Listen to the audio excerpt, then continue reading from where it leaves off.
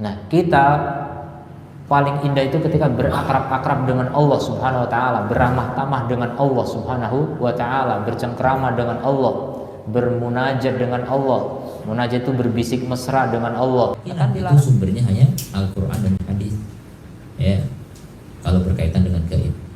Kalau berkaitan dengan dunia nyata, ya kita bisa beriman walaupun nggak ada Quran hadis. Kalau kebenaran itu diviralkan, insya Allah orang itu tahu semua gitu.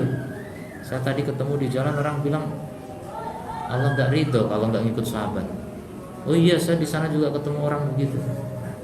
Coba jadi viral gitu, viral sebatang, viral sekepri, se-Indonesia. Apa yang terjadi? Perubahan terjadi, insya Allah.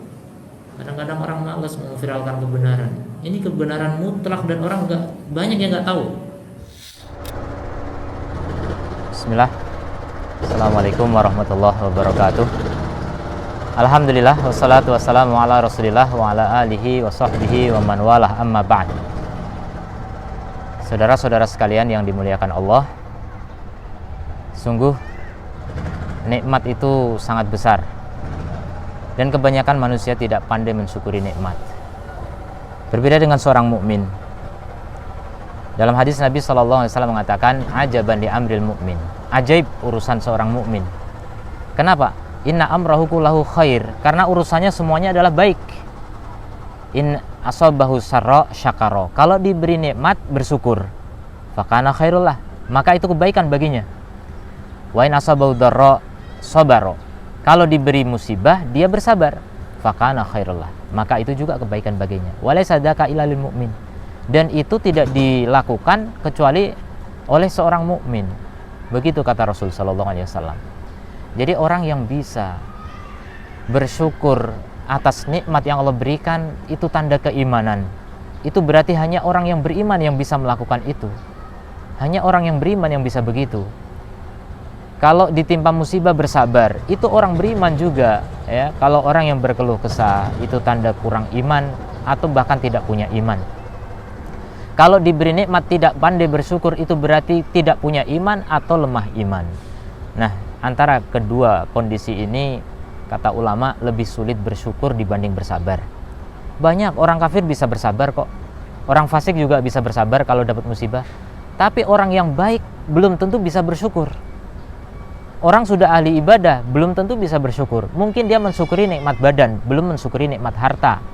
Dia mensyukuri nikmat harta, belum mensyukuri nikmat keluarga. Jadi semua nikmat ini banyak semuanya disyukuri, ya.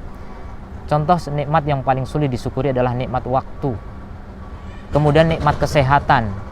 Kita selalu punya kesehatan setiap saat. Sakit itu kadang-kadang jarang-jarang. Tapi begitu sakit mengeluh. Begitu sehat tidak disyukuri. Sehat itu terlalu banyak, makanya kadang-kadang karena nikmat itu sering, banyak, semua orang punya, merasa itu biasa-biasa saja, padahal itu luar biasa. Ya, padahal itu luar biasa, harus kita syukuri setiap saat. Bagaimana kita kalau sakit kita nggak bisa bekerja? Bagaimana kalau kita sakit kita tidak bisa belajar? Sekedar mau membaca buku, kalau sakit pun pening kepala, ya, tidak bisa kita duduk dan sebagainya. Maka kaum muslimin yang dirahmati Allah, coba manfaatkan kesehatan dengan sebaik mungkin. Manfaatkan kesempatan dengan semaksimal mungkin. Kita punya waktu 24 jam dalam sehari, kita gunakan untuk ketaatan kepada Allah berapa menit diantaranya, berapa jam diantaranya, harus kita perhitungkan itu. Maka di mana kita melewati waktu dalam sehari 24 jam itu tanpa digunakan untuk ketaatan kepada Allah, maka itu artinya kita belum bisa mensyukuri nikmat waktu. Nah, itulah yang menjadi poin penting bagi kita sekalian. Mari kita lebih peka lagi, kita lebih teliti lagi dalam menggunakan nikmat Allah, dalam melewati nikmat Allah. Apakah waktu kita benar-benar bisa digunakan untuk ketaatan atau sebaliknya? Apakah waktu yang ada bisa digunakan untuk menambah ilmu, untuk menambah amal, atau tidak menambah apapun, atau bahkan menambah dosa? Wal'iyadzubillah.